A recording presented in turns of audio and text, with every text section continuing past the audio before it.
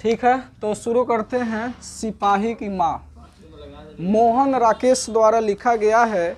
ये देखो, इसमें नाम के पीछे एक रहस्य छिपा हुआ है। मोहन और राकेश, एगो इनका बचपन का जो नाम था वो कुछ और था, मदन मोहन गुगलानी इनका नाम था, और इनके कुछ खास आदमी का नाम था राकेश। ये नहीं दोस्त का नाम हो सकता है, तो इन्होंने अपने नाम के साथ इसको जोड़ा। या ऐसे भी हो सकता था कि मोहन के साथ राकेश इनको अच्छा टाइटल लगा होगा, तो ये चीज़ हो सकता है। तो ऑप्शन में जब भी आएगा ना, ये दोनों साथ में आएगा, मोहन राकेश, तो याद रखना है। ऐसा नहीं कि केवल मोहन आ जाए राकेश से आ जाए। सिपाही की माँ, कहानी मार्मिक, कहानी नहीं है, एकांकी है। ये एकांकी क्या होता है, सबसे पहले ये समझ लेते हैं। एकांकी का मतलब होता है एक अंक वाला, मतलब नाटक, एक प्रकार का नाटक ही होता है। वन प्ले एक्ट, एक अंक का एक्टिंग करने वाला जो कहानी होता है, वो ड्रामे में होता है, नाटक में होता है ना, वही होता है एकांकी। इसमें कैसे होगा कि कहानी शुरू होगा और तुरंत समाप्त हो जाएगा, और सारा का सारा बात क्लियर समझ भी आ जाएगा, इसमें ज़्यादा समय भी नहीं लगेगा। ठीक है, और ये सामाजिक कहानी पे बनाया हुआ नाटक होता है एकांकी। और आज की जो कहानी है सिपाही की माँ, वैसे ही एक गरीब परिवार की कहानी है। गरीब परिवार में बहुत टूटा फूटा झोपड़ी देखने को मिलेगा। ये सारा चीज़ हम लोग वर्णन करेंगे। उससे पहले थोड़ा सा कवि के बारे में जान ले, हमेशा की तरह मोहन राकेश के बारे में। इनका जन्म हुआ था 8 जनवरी 1925 को जंडी वाली गली, अमृतसर, पंजाब में इनका जन्म हुआ था। और लाहौर में इन्होंने पढ़ाई किया हुआ था। अभी पाकिस्तान में पढ़ता है, लेकिन आज़ादी से पहले अपने इंडिया में था ये। ओरिएंटल कॉलेज जालंधर से इन्होंने हिंदी किया हुआ था, एमए हिंदी ऑनर्स किया हुआ था। उसके बाद इनका बचपन का नाम मदन मोहन गुगलानी, अभी हमने बताया था, गुगलानी से प्रचलित थे। माता पिता इनका बच्चन कौर एवं करमचंद्र गुगलानी। देखो, ये पिताजी का नाम है और ये बच्चन कौर इनके माताजी का नाम है, ये ध्यान में रखना है।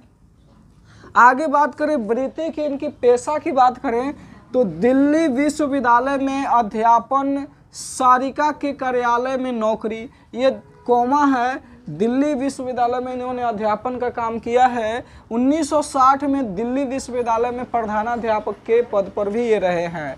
उसके बाद स्वतंत्र कार्य लिखे, बहुत सारे और भी काम किए थे, लेकिन हमने शॉर्ट करके यहाँ पे बताया आपको।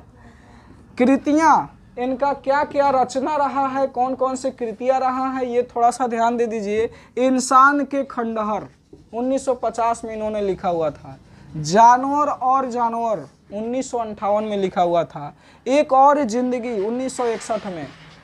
फौलाद का आकाश 1972 में। वारिस 1972 में। अंधेरे बंद कमरे में 1961 में। ना आने वाला कल 1970 में। अंतराल 1972 में। आषाढ़ का एक दिन 1958 में। लहरों के राजहंस 1963 में। आधे अधूरे 1969 में। और लास्ट वाला है अंडे के छिलके और अन्य एकांकी। अंडे के छिलके एवं अन्य एकांकी। इसका नाम हम क्यों लिखे, क्योंकि ये जो कहानी है, एकांकी है, नाटक है सिपाही की माँ, इसी से लिया गया है। अंडे के छिलके एवं अन्य एकांकी से लिया गया। आपसे ऑब्जेक्टिव में पूछ देगा कि सिपाही की माँ शीर्षक जो एकांकी है 21 चीज से लिया गया है, तो अंडे के छिलके एवं अन्य एकांकी, उसके साथ ऑप्शन में ये सारा भी रहेगा कि इंसान का खंडहर, जानवर और जानवर। ठीक है, तो शुरू करते हैं कहानी सिपाही की माँ, जो लिखा गया है मोहन राकेश के द्वारा। सबसे पहले इसके पात्रों को समझना बहुत ज़रूरी होता है। कोई भी कहानी हो, कोई भी नाटक हो, एकांकी हो, तो ये एकांकी है ही। तो एकांकी के कितने पात्र हैं, इस नाटक के कितने पात्र हैं, उसके बारे में जानकारी होना बहुत ज़रूरी है। आप लोगों ने देहात में देखा होगा, कोई ड्रामा होता है तो सबसे पहले उसका पाठ परिचय करवाया जाता है कि मैं फलाना हूँ, मैं इस चीज़ का रोल लिया हूँ, फिर चल जाता है। विलन आता है, एंट्री करते वक्त कुछ अपना डायलॉग मारता है और अपना सिगरेट वगैरह फूंक के चला जाता है। हीरोइन आती है, तो अपना, हाँ, अपना नाम बताती है कि मैं इस चीज़ का रोल लिया हूँ, तो वो चीज़ करके चला जाता है। उसी तरह हमने यहाँ पे सबका नाम लिखा हुआ है। विष्णु, इसमें विष्णु जो है ना माँ है, माँ का रोल किया हुआ है। विष्णु जो है माँ का रोल किया हुआ है, की हुई है। मुन्नी इनकी लड़की है, इनकी लड़की कौन है? मुन्नी। और उसके बाद कुंती एगो गांव का एक औरत रहती है, गांव की एक औरत है, गांव की एक औरत है, हाँ, कुंती, जो अच्छा है, थोड़ा सा दूसरे के बातों को अलग बढ़ा चढ़ा के बोलने वाली है, होती नहीं है देहात में का जो गांव वाली औरत होती है, दूसरे के जार में चढ़ाव बढ़ाव करती है, वही चीज़ ये है।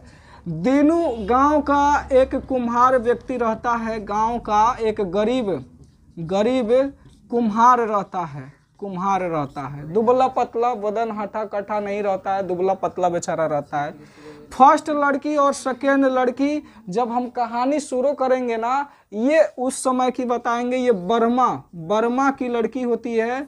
बर्मा एक जगह है जहाँ पे रंगून इलाका है, वहीं की ये लड़की है। उसके बारे में हम कहानी बताएंगे तो समझाएंगे।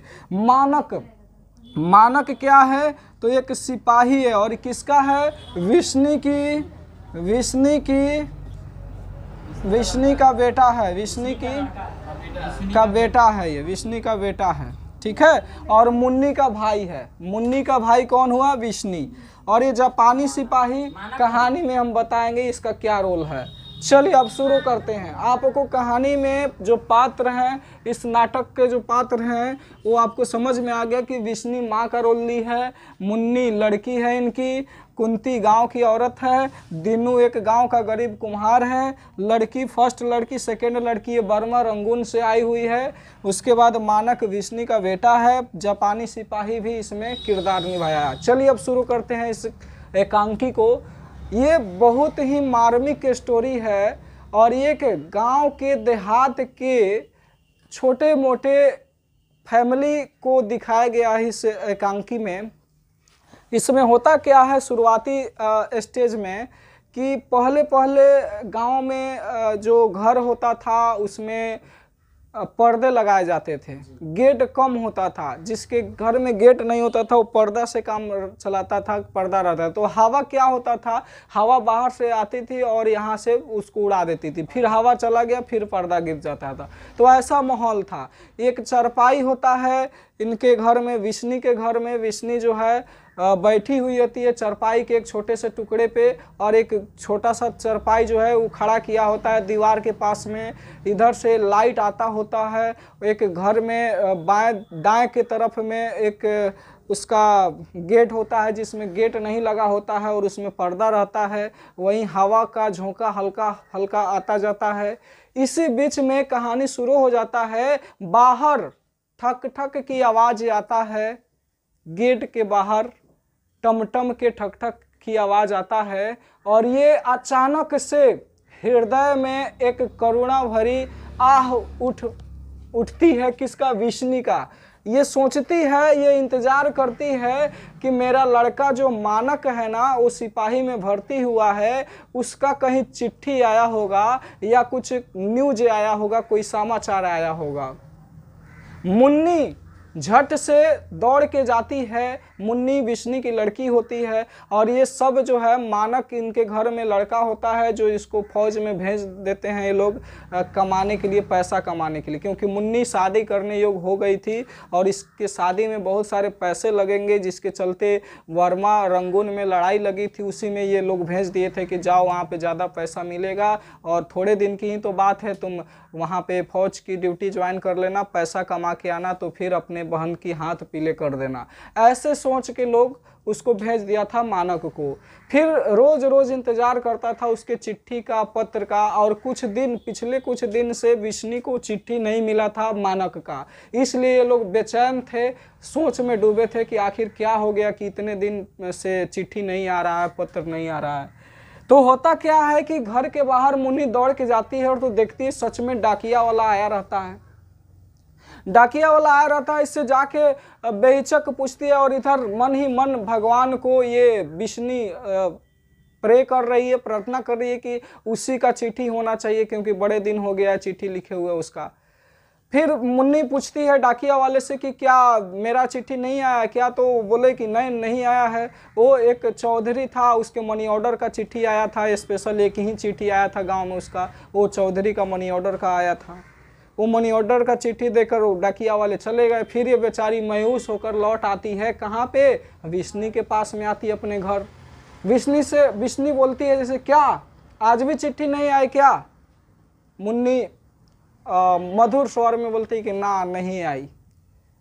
तो ये विष्णु और मुन्नी आपस में बात करने लगती है कि क्या हो गया उसको कि अभी ले चिट्ठी नहीं भेजा। वो बोलता था कि हम चिट्ठी भेजते रहेंगे, आखिर इस बार क्या हो गया, कोई रास्ते में पहाड़ तो नहीं हो गया कि उसको नहीं आने दे रहा है चिट्ठी को, क्या समस्या उत्पन्न हो सकती है।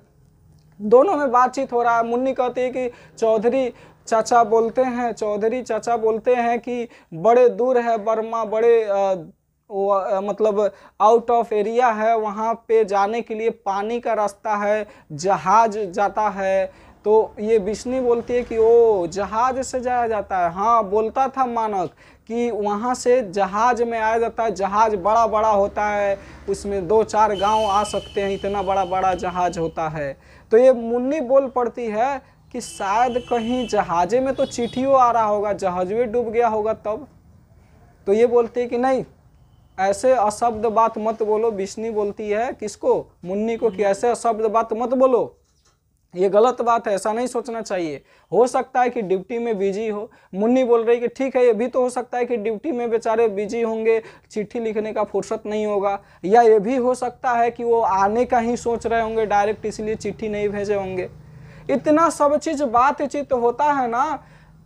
तो उसी समय गांव की जो ये कुंती होती है औरत, ये उसी समय एंट्री करती है दोनों के बीच में, उसके घर चल जाती है विष्णु के। और अभी दूर ही है, गेडे के पास है कुंती, तब तक आवाज देती है विसंदेई विसंदेई।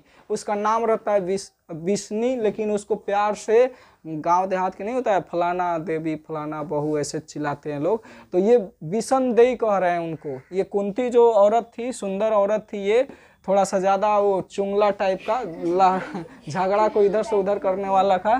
तो ये जाके उसको कहते विसंदेई विसंदेई, तो हाँ आ जाओ। वो बोली आहे भर के। विसंदेई तो थोड़ा बूढ़ी हो चली थी, लेकिन वो बोली कि ठीक है आ जाओ बैठो।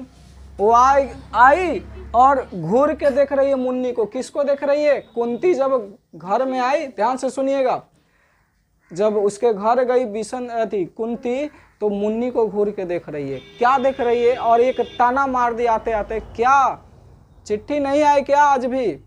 ये लोग बोल रही कि ना ऐसे नहीं आई। फिर बोल रही है एक ताना मार के कि देखो ना मेरे धनों का भी शादी ठीक हो गया, वो बैसाख में चली जाएगी। और कुंती का धनों का उसके लड़की का नाम था, इसके कुंती के लड़की का नाम, इनके लड़की का नाम क्या था, धनो, ठीक है। और एक और लड़की का नाम होता है उसके फैमिली के, उसके मतलब समूह होता है ना पड़ोसी, उसके पड़ोसी का एक लड़की का नाम होता है बानो, हाँ बानो नाम है। तो ये कह रही है कुंती कि देखो ना धनों का भी शादी ठीक हो गया, और वो बैसाख में उसको विदाई कर देना है, और बानो का तो समझो ही नहीं, उसका तो कितना दिन पहले शादी हो गया। इतने कम उम्र में ही लोग हम पे ताना मारने लगे कि ये जो है जवान हो गई है, इसीलिए हमको शादी का दिन उतारना पड़ा। तुम क्यों ऐसे चुपचाप बैठी हो। विष्णु को बता रही है कुंती, मुन्नी की तरफ इशारा करते हुए कि मुन्नी को अभी तक ले क्यों रखी हो, इसकी शादी क्यों नहीं कर रही हो, ये भी अब जवान हो गई है, इसका तो 13वें वर्ष में ही हम शादी कर दिए, इसका धनों का 13वें वर्ष ही में हो जाएगा, लेकिन ये तो इससे भी ज़्यादा उम्र का है, क्या इसको झेल रहे हो, इसको शादी क्यों नहीं कर देते। तो विष्णु बोलते हैं कि हाँ उसी के लिए तो बात होता है, मानक गया हुआ है काम करने के लिए, फौज में भर्ती होने के लिए, और हो भी गया होगा, और लड़ाई भी लड़ रहा होगा, वहाँ से पैसे लाएगा तो इसकी हाथ पीले करेगा, मतलब इसकी शादी करेगा, ऐसा चीज़ था। फिर क्या हुआ कि अब जो दोनों में बातचीत हो रहा है ना, तो बातचीत होते होते क्या होता है कि ये कुंती है बार बार उसको एक ही बात बोलती है विष्णु को उसके मुन्नी के तरफ इशारा करते हुए, और उसको अच्छा नहीं लगता है, उसको थोड़ा सा घृणा टाइप का होता है, फिर भी अपना दुख क्या बताए किसी को। तभी बाहर से दौड़ता हुआ ये दीनू आता है, ये तीनों के बीच में, किसके किसके, कुंती, विष्णु और मुन्नी के बीच में बाहर से दौड़ता दौड़ता कौन आता है, दीनू, जो गांव का एक गरीब कुम्हार होता है, दुबला पतला होता है, फटा पुराना कपड़ा पहना होता है, और ये दौड़ता दौड़ता आता है हाँफते हाँफते। विष्णु बोलती है, अरे क्या बात है, क्यों हाँफ रहे हो? तो बोल रहा है दीनू कि चलो तुम ही खुद देख लो। तो विष्णु बोलते हैं, क्या वो चौधरी का वो वाला हुआ है क्या, कुछ वो मैटर है क्या? हाप बोलती है उसमें, मतलब कुछ वो गलत वाली बात उसको समझ में आ गया कि चौधरी के घर में जो बात हुआ था वहीं कुछ हुआ है क्या, कि ये बोल नहीं रहा है। तो दीनू बोल रहे, ना ना वैसा बात नहीं है, तुम चलो खुद देख लेना। बाहर के 2 लड़कियां आई हुई है जो अजीबोगरीब पहनावा पहनी हुई है, मतलब कपड़ा पहनी हुई है। बाहर के जो 2 लड़की आई हुई है वो अजीबोगरीब ड्रेस पहनी हुई है। अब देखो देहात में, हम लोग के भी देहात है, वहाँ पे अगर कोई बाहरी अंग्रेज वाली लड़की आ जाए तो सब देहाती लोग क्या करेगा, देखेगा ये कौन लड़की है, इसका पहरावा कैसा है, इसके गार्जियन इसको नहीं कुछ करता है क्या, 1000 सवाल खड़ा होगा कि इसकी पहरावा कैसे है, इसके गार्जियन कुछ बोलता नहीं किया, ये जीन्स पहनी हुई है, हम लोग यहाँ पे साड़ी में रहते हैं, ये कैसे मैच यहाँ पे क्यों आई है। ये चीज़ सोच के दीनू पूरा बौखला गया था, इसको इंटरेस्ट भी हो रहा था, चलो हम बताते हैं। सबके घरे जाके वो बताने लगा कि ये देखो, वो देखो आ रही है 2 लड़की, वो कैसा पहरी है, वो उसको देखो। तभी क्या होता है कि इन्हीं के घर, विष्णु के घर ही वो दोनों लड़की आ रही थी, विष्णु के घर के तरफ ही वो दोनों लड़कियां आ रही थी, और वो लड़की बर्मा से आई हुई थी, रंगून से आई हुई थी। तो जैसे ही विष्णु के पास आई तो ये दीनू बोला कि मुन्नी को अंदर भेज, जल्दी भेज अंदर। तो हाँ, कुंती भी बोल रही है कि मुन्नी को अंदर भेजो, यहाँ इसका काम नहीं है, जल्दी भेजो अंदर। तो विष्णु भी इशारा करती कि जाओ अंदर चल जाओ, क्योंकि होता है देहात की लड़की को वो नहीं दिखाया जाएगा कहीं, उसी तरह वो भी करने लगे तो उसी तरह से उसको भगा दिया गया कि जाओ भागो। देहात में भी ऐसा होता है, कुछ ऐसा वैसा बात होता है, झगड़ा वगड़ा ना, तो लोग डांट देता है कि क्या कर रही है आप, जाओ अंदर जाओ, ऐसे करके। तो उसी तरह से वो लड़की आ जाती है पास में विष्णु की, और पहली लड़की पर क्या बोलती है, थैला ली हुई थी, कहती है माँ जी 1-2 कटोरा चावल दे दो, माँ जी 1-2 कटोरा चावल दे दो। ये सुनते ही सबके होश उड़ जाते हैं कि ये भाई, ये ड्रेस भी देखो, इसका वातावरण देखो, और इसका माहौल देखो, पर्सनालिटी देखो, फिर ये भीख मांग रही है 1-2 कटोरा चावल दे दो। फिर दूसरा लड़की बोलती है, माँ जी मेरे यहाँ पे बहुत आफत पड़ा हुआ है, हमारे यहाँ लड़ाई लगी हुई है, वहाँ से सब लोग अपनी जान बचाकर भाग रहे हैं, हम लोग जैसे तैसे करके यहाँ तक पहुँचे हैं, पता नहीं हम लोग का क्या होगा, बड़ी जोर से भूख लगी है, हमें कुछ 2 कटोरे चावल दे दो। तो ये पूछ पड़ती है मुन्नी कि कहाँ पे लड़ाई लगी है। उसको शक हो गया कि हमारा मानक जो भाई है वो लड़ाई में तो गया है, लेकिन कहाँ पे लगी है इस पूछना चाह रहे थे। मुन्नी थोड़ा सा साहस करके अंदर आके पर्दा के पीछे से पूछती है, अच्छा कहाँ से हैं आप लोग? तो ये बोली लड़की कि हम लोग बर्मा से आए हुए हैं, बर्मा में बहुत भारी लड़ाई लगी हुई है, बहुत ज़्यादा लड़ाई लगी हुई है। तो ये बोला बर्मा में, अच्छा रंगून कितना दूर है वहाँ से? तो ये बोला, मुन्नी पूछ रही है कि रंगून कितना दूर है वहाँ से? तो बोला रंगून में ही तो हम लोग हैं, रंगून से ही तो आए हैं, वहाँ पे बड़े बमबारी हो रही है, लोग इधर उधर बौखला के भाग रहे हैं, अपना जान बचा रहे हैं, कितना लाश सड़ रहा है, फौज मरा गए कितना, ये सब दुख सुनाया वो विष्णु को। विष्णु तो होश उड़ गया, उसको कुछ ही नहीं बोलने का मन कर रहा था, क्योंकि उसका लड़का खुद उसमें था। ये सोच रहा था कि अब क्या पूछे इससे। तभी दूसरी की लड़की फिर बोल देती है कि माँ जी 1-2 कटोरा चावल दे दो। विष्णु इशारा करती है, जाओ 1 कटोरा भर कर चावल ला के दे दो। तभी कुंती बोलती है कि हम लोग के घर में चावल है ले नहीं है, तुमको कहाँ से दे दे, ऐसा बोलती है। फिर भी कुछ इस तरह से वो मुन्नी लाती है चावल, इसको दे देती है और पूछती है फिर विष्णु, अच्छा वहाँ से आप कैसे आए हो? तो लड़की बोलती है, पहली लड़की, ये जो पहली लड़की है यहाँ पे ये वाला बोलती है कि हम वहाँ से पैदल आए हैं। पैदल नाम सुन के और ज़्यादा सब चौंक हो जाता है कि पैदल कैसे आ जाएगा। वो तो चौधरी बोल रहा था कि जहाज से आया जाता है, पानी के जहाज से आया जाता है, पानी से रास्ता है, आप जंगल से कैसे आए हो पैदल। तो ये लड़की बोली कि हाँ, ओरिजिनल रास्ता पानी का ही है, जहाज से ही आने का है, लेकिन जहाज में केवल फौज लोग आते हैं और उस फौज वाले गाड़ी को लोग बमबारी करके जर्मनी वाले, जापान वाले उस पर अटैक करके उसको डुबो देते हैं, गिरा देते हैं, उस जहाज को नष्ट कर देते हैं। फिर ये बोलती है विष्णु, तो आप लोग कैसे आ गए पैदल, किस रास्ते से। तो ये लड़की बोलती है कि हम लोग जंगल के रास्ते से आए, उसमें बहुत ज़्यादा दलदल मिला हम लोगों को, बहुत जानवरों से बचते बचाते हुए हम लोग आए, ऐसे ऐसे करके।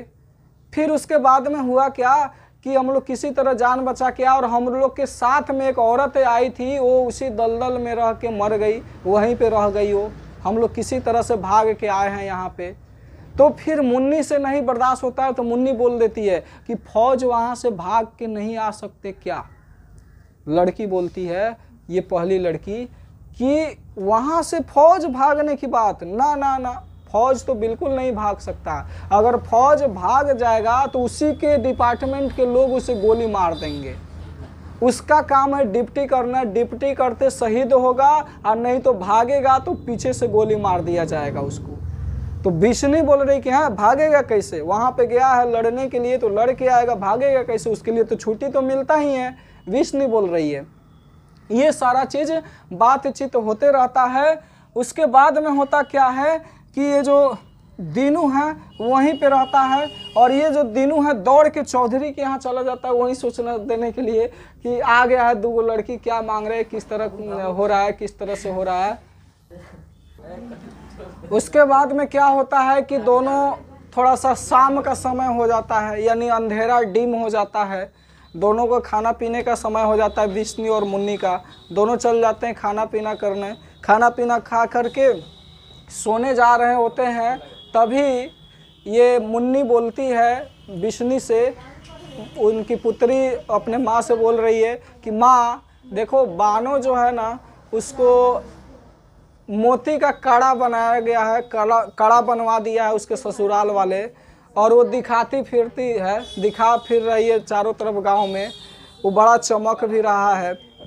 तो विष्णु बोल रही है कोई बात नहीं, उससे भी अच्छा कड़ा हम बनवा देंगे, तेरे भाई आने दे, मानक को आने दे, उससे भी अच्छा बनवा देंगे। ये मन ही मन खुश हो जाती है, ये कौन, मुन्नी, और ये दोनों चले जाते हैं सोने के लिए। लेकिन सोने जाती है, एक आश्वासन और देती है ये मुन्नी कि चलो माँ चिंता मत करो, भैया का चिट्ठी मंगलवार को आ ही जाएगा। तो विष्णु बोलती है तुम हर बार मंगलवार बोलती हो, हर बार मंगलवार बोलती हो, ये आता चिट्ठी है ले नहीं है। तो फिर मुन्नी बोलते हैं कि क्या पता कहीं अचानक में ही आ जाए, वो मंगलवार नहीं आए कोई बात नहीं है, चिट्ठी नहीं आए कोई बात नहीं, लेकिन वो अचानक से आ जाए, कहीं आने वाले होंगे तभी तो नहीं आ रहे ना, वो चिट्ठी नहीं आ रहा है। तो उसके बाद में क्या होता है, दोनों चल जाते अपने अपने कमरे में। फिर 2 घंटे बीत जाता है, कोई नहीं सोता है, ना विष्णु सोती है ना ही मुन्नी सोती है। मुन्नी देखती है अपने माँ की तरफ, नहीं सोई होती है, तो विष्णु उठ के आती है इसके पास और बोलती है कि तुम क्यों नहीं सोई, अभी तक ले नींद नहीं आ रहा है क्या, तुम्हें सुबह काम भी है, काम पे भी जाना है। तो मुन्नी बोलती है कि नहीं माँ, नींद अभी नहीं आया, तुम क्यों नहीं सो रही हो, 11 बज जाता है रात। फिर भी बोलता है कि तुम क्यों नहीं सो रही हो। तो ये बोल रही कि ठीक है सो जाते हैं हम लोग। वो उधर जाती है, इधर मुन्नी को भी नींद आ जाता है, मुन्नी सो जाती है, उधर विष्णु जाकर के सो जाती है। फिर होता क्या है कि उस जो घर में लाइट होता है, वो डिबिया पहले चलता था, डिबिया को बुझा दिया जाता है। देहात में जो दिया होता है ना, उसी को डिबिया कहा जाता है हम लोग का, तो वो बुझा दिया जाता है। उसके बाद होता क्या है, मुन्नी सो जाती है। फिर अचानक से बाहर गहरी रात में एक आवाज़ आता है, कराहने की आवाज़ आता है, हाँफने की आवाज़ आता है, दौड़ने की आवाज़ आता है। अचानक से ध्यान देना सब कोई इस बात पे, ध्यान से सुनना ये क्या कहानी। इसके बाद इमोशनल मार्मिक कहानी शुरू होता है। बाहर कराहने की आवाज आता है, माँ माँ चिल्लाने की आवाज आता है। विष्णु का हृदय अचानक से धड़का और ये उठकर बैठी और देखी कि कोई कहीं मानक तो नहीं होगा, मेरा बेटा ही तो नहीं है कहीं। उसके बाद दिमाग में चल रहा था, इसीलिए उसको देर से नींद आया था। वो मन में बात चल रहा था कि वो 2 लड़की आई थी, इतना सिचुएशन हालत ख़राब बताई यहाँ बर्मा रंगून के बारे में कि उसका देख के ही मतलब आंसू निकल रहा था। और उसी बीच में ये क्या हुआ, कराहने की आवाज़ हुआ, ये सारा चीज़ हुआ। तो मानक सच में वो देखी हल्की हल्की डिम प्रकाश में, तो मानक था। और मानक को जैसे ही बोला, मानक बेटा तुम हो? तो हाँ माँ मैं हूँ, बचाओ मुझे माँ, बचाओ मुझे पानी चाहिए, ऐसा वो आवाज़ था मानक का। वो जैसे ही आया अपने माँ के पैरों में गिर गया और वो घायल था, उसको गोली लगी थी, खून से लहू लहुआन था। कौन? मानक। और ये विष्णु जो है ना, उसको गोद में लेकर के बोलती, क्या बेटा क्या हुआ तुमको, क्या हो रहा है? तो वो, नहीं माँ मुझे पानी दो, पहले पानी दो। तो विष्णु बोल रही कि खाली पेट पानी नहीं पीते, पहले कुछ खा लो। नहीं माँ मुझे भूख मर गई है, मैं नहीं खाऊंगा, मुझे पानी दो जल्दी से, मैं मरने वाला हूँ, मुझे कोई मार रहा है, कोई आ रहा है, देखो गेट पे आने वाला है, खिड़की सारे बंद कर दो। ये बोल रहा है कौन? मानक बोल रहा है, सिपाही जो है मानक ये बोल रहा है। फिर भी क्या होता है कि वहाँ पे वो पानी लेकर आती है, किसी तरह से हाँफते हाँफते हाथ कांप रहा था विष्णु का, वो पानी लेकर आती है, पानी लेकर देती है और बोलती है बेटा हल्का हल्का घूंट लेना, एक बार ज़्यादा मत पीना, नहीं तो धक्का लगेगा, ये गले में और पेट में भी, खाली पेट में धक्का लगता है, इसलिए आराम से पीना। तभी क्या होता है, ये बोल रहा माँ मुझे बचाओ, वो आ गया होगा। एक सिपाही जो जापानी सिपाही था उसका पीछा करते करते आया था और उसको भी गोली लगी थी, वो भी लहू लहुआन था इस तरह से। तो क्या हुआ कि वो भी बेचारे हंसने की आवाज में आया। एंट्री उसका होता है जापानी सिपाही का उसके घर में, हंसते हंसते कि वो तू यहाँ भाग के आया, अब नहीं बच पाएगा। सीधा गोली उसके तरफ तान रहा है, मानक की तरफ। मानक भी क्रोध से देख रहा है उसके तरफ। उसकी माँ बेचैन हो जाती है कि ऐसा क्यों हो रहा है इसके साथ, मानक के साथ, कहीं वो बात सही तो नहीं कि फौज छोड़ के भागने वालों को गोली मार दी जाती है, उसका पीछा करते करते यहाँ तक आया। ये बात सोच के और ज़्यादा वो डर रही है। कौन? ये विष्णु। विष्णु उससे रिक्वेस्ट करती है, उसका पाँव पकड़ती है, उसके तरफ देख के करुणामयी आशा भरी नज़रों से देखती कि इसे छोड़ दो, ये कुछ नहीं किया है। लेकिन वो जापानी सिपाही बोल रहा है कि कुछ नहीं किया है, इससे पूछो तो ये वहशी है, ये दरिंदा है, ये राक्षस है, इसने हजारों फौज को मार के आया है, ये सबके घर उजाड़ के आया है, मैं इसको जिंदा कैसे छोड़ दूं? देखो मुझे भी नहीं छोड़ा, मुझे भी गोली मार दिया इन्होंने, हम तो किसा हूँ, इसको मारने के लिए हम अभी जिंदा है। जापानी सिपाही बोल रहा है कि हम इसको बिना मारे छोड़ेंगे नहीं। विष्णु को और ज़्यादा डर लगने लगता है। विष्णु और ज़्यादा तड़प तड़प के उससे भीख मांगने लगते, नहीं इसको छोड़ दो, ये मेरा बेटा है, मैं इसकी माँ हूँ। तो बोला कि तू इसकी माँ हो ही नहीं सकती है, ये वहशी है, राक्षस है, ये तुम्हारे बेटे लायक नहीं है, हम भी किसी के पुत्र हैं, हमारे भी माँ है, तो हमें क्यों गोली मारा इसने? तुम ये वहशी है, इसको मारने दो, आज हमको बिना मारे छोड़ेंगे नहीं। और इधर से ये भी बेचारे उठ रहा था, अपने माँ को हटा के, माँ आगे खड़ा हो गई थी, उसको गन ताना था ना, उसके आगे खड़ा हो गई थी माँ, और उसको हटा के ये भी सोच रहा था कि हम उससे मुकाबला करें, आखिर फौज का बात था, पीछे कैसे हटेगा। उसी तरह से देखो कैसे उठ रहा है, ये बोल रहा था जापानी सिपाही कि देखो कैसे उठ रहा है तुमको हटा के हमको मारने के लिए, ये हमको, हम मारेंगे इसको नहीं तो ये हमको मार देगा, ये आज तय है। उसके बाद इसी के बीच में विष्णु जो है ना रो रो के इसको रिक्वेस्ट करे कि नहीं, तुम कौन हो बेटा, कहाँ से आए हो, तुम इसको क्यों मारना चाहते हो? बोला कि हमको मार रहा है, पूरे फौज को मार के आया है, इसको तो मरना ही पड़ेगा, वहाँ जाएगा तो वहाँ भी मरेगा, यहाँ रहेगा तो यहाँ भी मरेगा।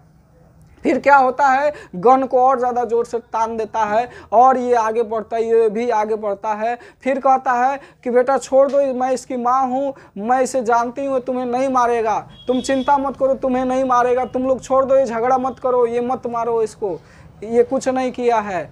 और ये बेचारे रो भी रहा है मानक, और क्रोध भी हो रहा है कि हमारे माँ को ये कुछ ना करे, हमारे माँ पे गन तना हुआ है तो इसको कुछ ना करे, हमें भले मार दे लेकिन हमारे माँ को गोली ना मारे, ऐसे वो सोच रहा था। कौन? मानक। उसके बाद हुआ क्या, तो बोल रहा है जापानी सिपाही कि मैं तुम्हें कैसे छोड़ दूं, मेरी शादी हो गई थी, 6 महीना बाद मतलब प्रेग्नेंट थी हमारी पत्नी, 6 महीने का उसका वो प्रेग्नेंट भी है, और जब हमें ये मार देगा तो वो सब तो असहाय हो जाएगा। वो प्रण की है कि अगर हमें कुछ हो गया तो फांसी लगा के मर जाएगी। ये सुनते ही माँ को और ज़्यादा गुस्सा आता, मतलब गुस्सा नहीं, वो करुणा आता है, रो पड़ती है कि अब तो सच में मार देगा मानक को। मानक भी थोड़ा थोड़ा माँ के सहारा लेकर के उठता है और इसका कॉलर पकड़ने लगता है जापानी सिपाही का। दोनों में नोक झोंक होता है, दोनों में फायर होता है। 3-4 फायर होते ही अचानक से विष्णु का आंख खुलता है, ऐसे मतलब सपना देख रहा था। हाँ, सपना देख रही थी। आप लोगों को लगा होगा हम ऐसा बनाकर ही बोले थे कि रियल लगे और बाद में लगे कि हाँ अब ओरिजिनल बात है। तो विष्णु सोई थी और सोते वक्त ये सपना चल रहा था, ठीक है। और सपना जैसे ही टूटा तब तक मुन्नी भी जग गई। अचानक से जब जगी, मानक मानक चिल्ला करके जब 3-4 राउंड फायर हुआ ना, तो मानक मानक चिल्ला के विष्णु जगती है, तो मुन्नी भी वहां पे आ जाती है। बोलती माँ फिर से तुमने सपना देख लिया मानक भैया का। हाँ क्या करे, अब तो सपना ही में आता है, वो रियल में थोड़े ही आता है। तो मुन्नी बोलती है कि नहीं इस बार पक्का भैया आ जाएंगे, मंगलवार को ही आ जाएंगे इस बार, अब तो आ ही जाएंगे। ये बात होती है। उसके बाद धीरे से प्रकाश जलता है और सुबह हो जाता है। फिर सुबह नहीं होता है, अभी 4 बजते ही भोर होते हैं। अभी बोलती है विष्णु की अभी 1 घंटा और टाइम है, जाकर सो जाओ, अब हमें सपना नहीं आएगा, हो गया, अब हम भी थोड़ा आराम कर लेते, आज बड़ा खतरनाक सपना देख लिए हैं, ऐसे ऐसे हुआ था। तो ये बेचारी ऐसे कहानी समाप्त होता है। अब हम आपसे पूछते हैं थोड़ी सी स्टोरी इसकी कहानी का, ये चीज़ होता है। अब उसके बाद में थोड़ी सी आपसे प्रश्न पूछेंगे, क्या है, विष्णु और मुन्नी को किसकी प्रतीक्षा है, वे डाकिये की राह क्यों देखती है। शाबाश, बहुत बढ़िया। ये होता है विष्णु और मुन्नी की किसकी प्रतीक्षा थी, तो डाकिये के पत्र की या उसके भाई की। अगर भाई आ जाए तो ठीक है, नहीं तो ज़्यादा उसका प्रतीक्षा रहता था चिट्ठी का। विष्णु मानक को लड़ाई में क्यों भेजती है, क्योंकि उसकी मुन्नी के शादी में खर्च जुटाने के लिए पैसे नहीं थे, इसीलिए उसको लड़ाई में भेज दिया जाता है। अब संप्रसंग व्याख्या करें, यह भी हमारी तरह गरीब आदमी है, किसके लिए कह रहा है, वो लड़किया के लिए है। वर घर देखकर ही क्या करना है कुंती, मानक आए तो कुछ हो भी तुझे पता ही नहीं है, आजकल लोगों के हाथ कितने बड़े हुए हैं। ये बात कुंती बोली थी विष्णु को कि हाँ, ये बोल रही है कि आजकल तो बहुत बड़े हाथे चढ़े हैं, मतलब दहेज का रकम बहुत ज़्यादा मांगा जा रहा है, क्या बता, मानक आएगा तभी तो ये सलटेगा ना, हम लोग क्या कर सकते हैं, ये बात हो रहा है। नहीं फौजी वहाँ लड़ने के लिए है, वे नहीं भाग सकते, जो फौज छोड़कर भागता है उसे गोली मार दी जाती है, ये लड़कियाँ बोली थी, ठीक है। 4 नंबर में है, भैया मेरे लिए जो कड़े लाएंगे वे तारों और बंतों के कड़ों से भी अच्छे होंगे ना। मुन्नी के इस कथन का ध्यान में रखते हुए उसका परिचय आप अपने शब्दों में दीजिए। ये जब मुन्नी और विष्णु बात कर रही थी ना, तो यही बोल रही कि उसके कड़ा से मैं जो भैया मेरा कड़ा लाएंगे उससे अच्छा होगा ना, तो विष्णु बोले कि हाँ जरूर होगा। विष्णु मानक की माँ है, पर उसमें किसी भी सिपाही की माँ का ढूंढा जा सकता है, कैसे, क्योंकि विष्णु एक माँ ही नहीं थी, एक आम आदमी की माँ का जो प्यार होता है, दुलार होता है, उसमें वो समाई थी। एक घर की जिम्मेवारी होती है, वो सारी उसमें थी। तो एक सिपाही की माँ होने के साथ साथ एक कुशल परिवार की भी माँ थी वो। एकांकी और नाटक में क्या अंतर है, हम आपको बता देंगे कि एकांकी का मतलब 1 अंक वाला होता है, नाटक का मतलब कई पात्र उसमें शामिल होते हैं, कई कहानियों का मोड़ उसमें रहता है, लेकिन एकांकी में 1 ही अंक 1 ही आदमी के बारे में बताया जाता है। आपके विचार में इस एकांकी का सबसे सशक्त पात्र कौन है और क्यों, इसमें सबसे सशक्त पात्र कौन है बताइए। मैंने पात्र की बात हुआ है तो विष्णु हो जाएगी, ठीक है, मानक भी हो जाएंगे, क्योंकि विष्णु सबसे पहले है, क्योंकि विष्णु के ऊपर ही ज़्यादा कहानी है, ठीक है, विष्णु ही तो सपना देख रही है ना। आगे सुनिए, दोनों लड़कियां कौन हैं, तो ये रिफ्यूजी है, इसमें दिया गया रिफ्यूजी है। एक दूसरी लड़की बोली कि हम लोग रिफ्यूजी हैं। रिफ्यूजी का मतलब बाहरी लड़की है जो रंगून से आया हुआ है, परमा से। कुंती का परिचय आप किस तरह देंगे?